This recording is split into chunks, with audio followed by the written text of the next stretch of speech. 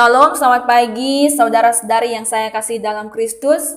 Pertama-tama saya mengucapkan terima kasih kepada BPMK yang sudah memberikan saya kesempatan untuk menyampaikan firman Tuhan pada pagi hari ini walaupun secara virtual. Sebelum kita mendengarkan firman Tuhan, saya mengajak kita untuk berdoa terlebih dahulu.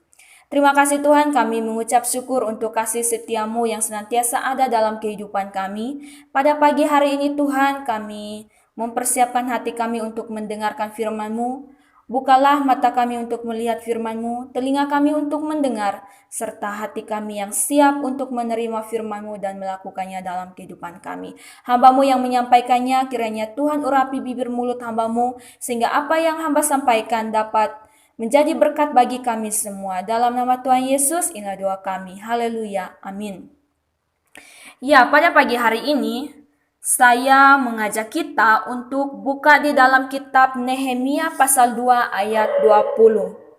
Silahkan saudara-saudari membacanya di Alkitab masing-masing dan saya akan membacakannya untuk kita semua. Demikian firman Tuhan. Aku menjawab mereka, kataku, Allah semesta langit, Dialah yang membuat kami berhasil. Kami hamba-hambanya telah siap untuk membangun, tetapi kamu tak punya bagian atau hak dan tak akan diingat di Yerusalem. Ya, amin untuk firman Tuhan. Di sini saya mengajak kita untuk merenungkan satu tema, yaitu menjadi seorang entrepreneur rohani di masa pandemi.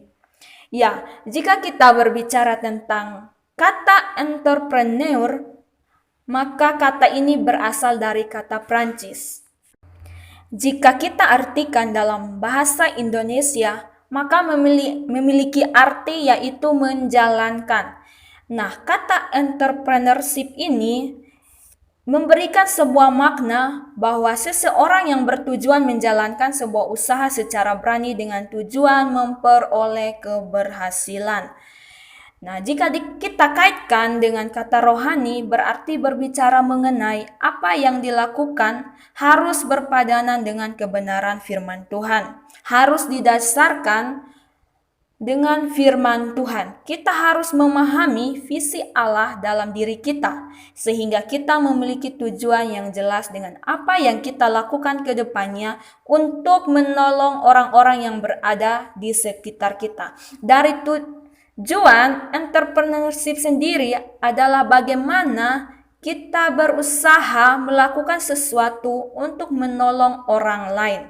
Jika kita baca di dalam buku Yakob Tomatala, maka ia menjelaskan bahwa seorang entrepreneur rohani, ia harus memiliki kemandirian yang tinggi, yang nyata dalam kapasitas berpikir, serta harus memiliki keberanian.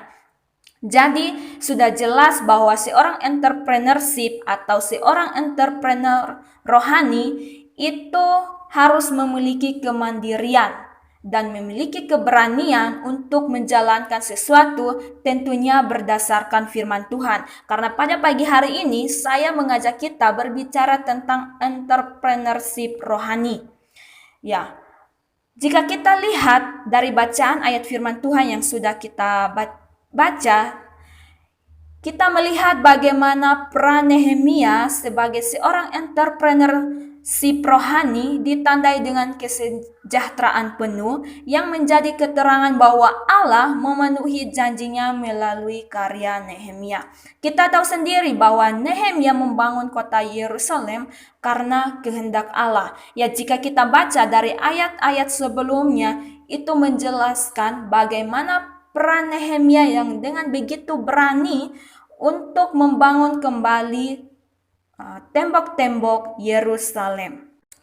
Nah, yang menjadi pertanyaannya bagi kita pada pagi hari ini adalah apa yang harus dilakukan seorang entrepreneur rohani di masa pandemi. Nah, dalam bagian firman Tuhan yang saya sampaikan pada pagi hari ini, ada 2 poin penting yang akan kita pelajari atau renungkan bersama-sama mengenai seorang entrepreneur rohani di masa pandemi.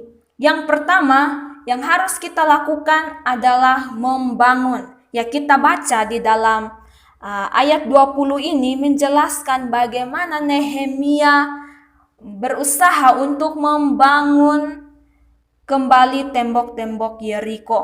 Nah, kalau kita artikan dari bahasa aslinya, itu kata membangun sendiri memberikan arti yaitu memperbaiki atau mendirikan. Ya, kalau kita lihat dalam KBBI juga memberikan arti bahwa membangun adalah memperbaiki. Ya, di sini kita melihat bahwa usaha seseorang untuk membangun kembali semangat orang yang sedang mengalami masalah atau situasi yang sukar tidaklah mudah. Ada usaha yang harus kita lakukan berkali-kali untuk membuat seorang untuk kembali semangat dan menghadapi masalah dengan penuh sukacita. Demikian juga sama halnya dengan Nehemia. Ya, jika kita baca dari ayat sebelumnya itu menjelaskan bagaimana perjalanan Nehemia ke Yerusalem untuk membangun kembali tembok Yerusalem yang diruntuhkan. Dalam beberapa tafsiran mengatakan bahwa ketika Nehemia tiba di Yerusalem, ia menyelidiki dengan saksama tembok-tembok Yerusalem yang dirobohkan itu. Ini merupakan sebuah usaha dari Nehemia untuk membangun kembali Yerusalem. Nehemia berusaha untuk memulihkan Yerusalem baik secara fisik maupun secara rohani atau spiritualitas mereka. Nah, kita melihat bahwa Nehemia menyusun berbagai cara atau strategi untuk membangun kembali Yerusalem. Kemudian Nehemia juga memberikan visi dan motivasi bagi penduduk Yerusalem untuk membangun kembali kota tersebut. Ya, kita tahu bahwa dalam kita menjalankan sesuatu untuk menolong orang lain, tentunya ada motivasi yang benar dalam diri kita. Sama halnya dengan Nehemia, ia memiliki motivasi dan tujuan kepada penduduk yang ada di Yerusalem untuk mengerjakan atau membangun kembali kota Yerusalem. Nah, Nehemia juga mengajarkan kepada penduduk Yerusalem untuk bekerja dengan sepenuh hati. Kita bisa baca di dalam pasal 4 ayat 6. Dan Nehemia juga mengajarkan kepada penduduk Yerusalem untuk berdoa dan berwaspada dalam melakukan pekerjaan atau dalam membangun kembali kota Yerusalem itu. Kita baca di dalam pasal 4 ayat 9. Dan akhirnya tembok itu diselesaikan dalam waktu 50 hari.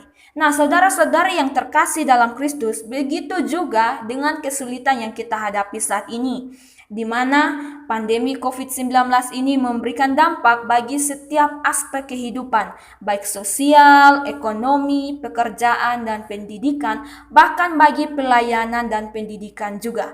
Nah, kita sebagai seorang hamba Tuhan dan sebagai pendidik Kristen, kita harus berinovatif dan kreatif dan siap sedia untuk menolong orang-orang dalam masa sukar. Sebagai seorang entrepreneur rohani, adalah salah satu peluang untuk menolong orang-orang memulihkan kembali ekonomi mereka agar tetap stabil baik di masa sukar maupun masa senang.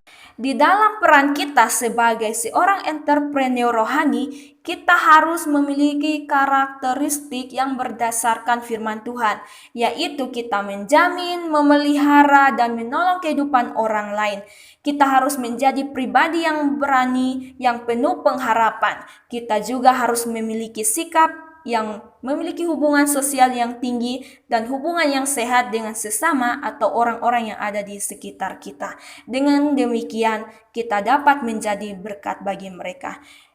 Jika Nehemia yang mencari cara, memiliki visi serta motivasi yang benar untuk menolong orang-orang yang ada di Yerusalem, bukan hanya dalam masa pandemi saja, namun mungkin pada masa-masa sukar lainnya yang orang-orang di sekitar kita hadapi masa sukar, kita harus siap sedia dan terus mendampingi mereka dan membuat mereka bangkit dari masa sukar serta membawa mereka mendekatkan diri kepada Tuhan. Saudara-saudari yang saya kasih dalam Kristus, Yang pertama yang harus kita lakukan sebagai seorang entrepreneur rohani adalah kita membangun. Yang kedua yang harus kita lakukan adalah menghasilkan. Apa yang kita bangun tentunya kita harus berusaha untuk memberikan hasil yang baik. Nah, kalau kita melihat kata menghasilkan, artinya bahwa ada hasil dari apa yang kita usahakan atau kita kerjakan. Nah, dalam kamus King James itu kata menghasilkan memiliki arti dengan arti kata makmur. Jadi di sini disimpulkan bahwa Tuhan akan membuat penduduk Yerusalem menjadi makmur. Jadi Nehemia meyakinkan orang-orang yang ada di Yerusalem bahwa Tuhan akan memberikan kesuksesan atau keberhasilan bagi mereka. Ketika Nehemia berusaha untuk membangun kembali tembok-tembok Yerusalem, ia memiliki keyakinan bahwa Allah akan memberikan keberhasilan dalam ia melakukan tugas tersebut. Mengapa Nehemia begitu yakin bahwa Allah akan memberikan keberhasilan atas apa yang dikerjakan? Karena Nehemia percaya kepada Tuhan dan memiliki ketekunan atas apa yang ia kerjakan. Ia yakin bahwa apa atau semua yang dia kerjakan adalah karena Allah yang menghendakinya. Apa yang akan kita bangun untuk menolong orang lain harus berdasarkan firman Tuhan. Jika semua yang kita lakukan dengan segenap hati, maka keberhasilan akan menjadi bagian kita. Contohnya, kita melihat bagaimana seorang petani, jika ia bekerja, ia ingin supaya apa yang ia kerjakan harus ada hasilnya. Oleh sebab itu, ia harus membersihkan tanah agar tidak ada rumputnya. Dan ia ketika menanam, ia memberi bibit yang unggul. Kemudian ia berusaha merawat tanaman tersebut sampai memberikan hasil. Demikian juga dengan kita sebagai seorang entrepreneur rohani, kita harus memiliki tujuan yang jelas, kita harus menolong dengan sepenuh hati untuk menolong orang dalam menghadapi masa sukar sehingga membuahkan hasil yang maksimal. Jadi kita sebagai orang percaya, kita sebagai hamba Tuhan, kita sebagai pendidik Kristen, bahkan peran kita sebagai seorang entrepreneur rohani, yang harus kita lakukan adalah kita harus membangun sebuah usaha untuk menolong orang-orang yang mengalami masa sukar.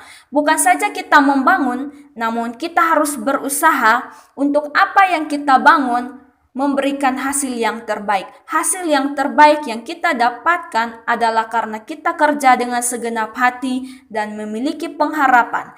Tuhan adalah sumber harapan kita. Apapun yang kita kerjakan, semuanya bermuara untuk kemuliaan Tuhan. Amin. Untuk firman Tuhan, mari kita berdoa.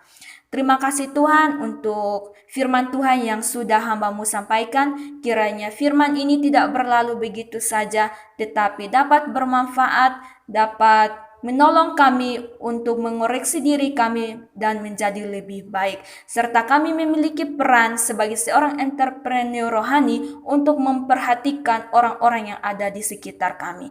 Terima kasih Tuhan, inilah doa ucapan syukur kami. Kami bersyukur untuk pemberitaan firman-Mu pada pagi hari ini. Haleluya, amin.